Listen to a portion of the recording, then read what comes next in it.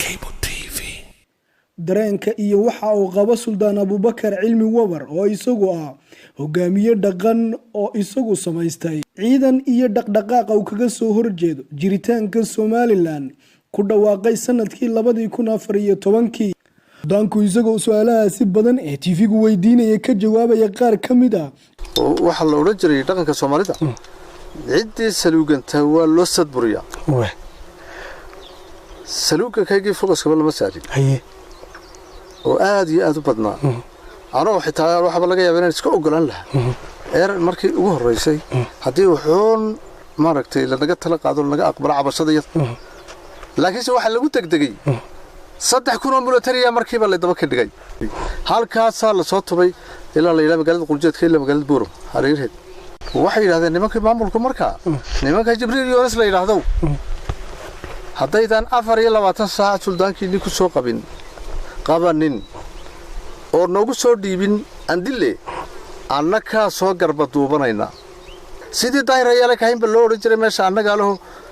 waad noo shaqaynaysaa maalintan doonana dhingad baan kaaga soo saareen wasiir Maxamed Kaahin ayaa afkiisa ka oran jiray tabadan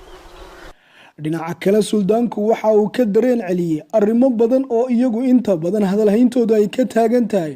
Boorama Somaliland iyo guud ahaanba aragtida uu ka qabo isagu hawlgallada kala duwan ee hubaysan ee uu kaga soo horjeedo Somaliland waad aad u qurux badan ma taawhaya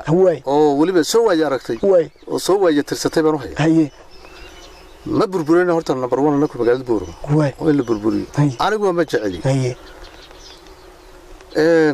laakiin cilado fara badan baa jirta keentay maalintan u dambeysay in Boorama la galana waxay dadkan uu seexday haade dadkan dubaab ba hayste bal dubaabka alaga sanqeeyaan horta lahayn waan arkaysa maalin qora way wadayaa toosan imikana wali waan ag joognaa waa dhawrayna haadana marka in taageero laga helo say xoroobaan isku xoreeyaan waa number 1 magacaad Somaliland aad leedihiin colaad xun ba ka jirta dig ba ka data waxa ugu yaroon hargeysa ayaba warma ugu yaroon korkaad sida ay leedahay adigoo wariya aad iyo aad baan uga xumahay tasool ka daadanaysa deerigaaba ka daadanaysa wadadkeennii waxaana waxa keenaya dawlad xumo maamul xumo cadaalad xumo keenaysa dirigtii u dambeysay meeshan la isku duldumayay ayaa hargeysa ku socotaa maamulkeedu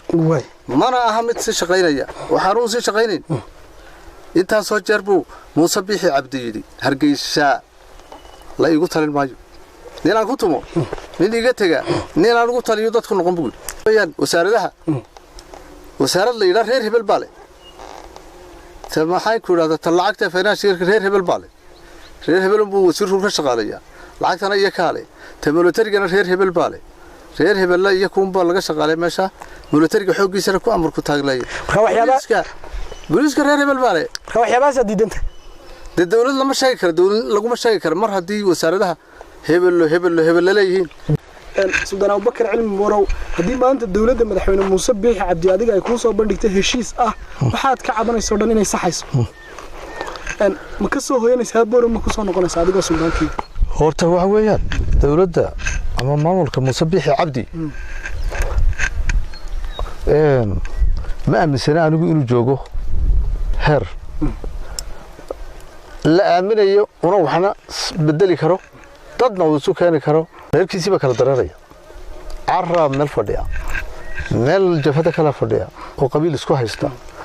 wixii uu ka doodi ka hadli jiray ninkii la oran jiray Cabdullaahi Suldaan Timo Cadle 60kii uu ka gabyay oo dhibaatada uu ka calaacali jiray ee qabyaaladeedba marka inay hargeysaba lafteedu oo Muuse Bixi Cabdi kala dareeriyo ayuu qarka u saaray marka anigu nin Muuse Bixi kar sugaya inuu wax bedelo iyo in anigu iisad korriyay horta ma yihi isagii baan hayninba aad baa dhulka hawdka loogu dhintaa ilaa Burco ilaa Cirgaabo dadka hal badbaadiyo Muuse haduu bal wuxuu tari karay heerade talo farihiisa way ka hadayay xaga ka bilaabo horta adeega cusub ee shirkadda Dahabshiil iyo Dahab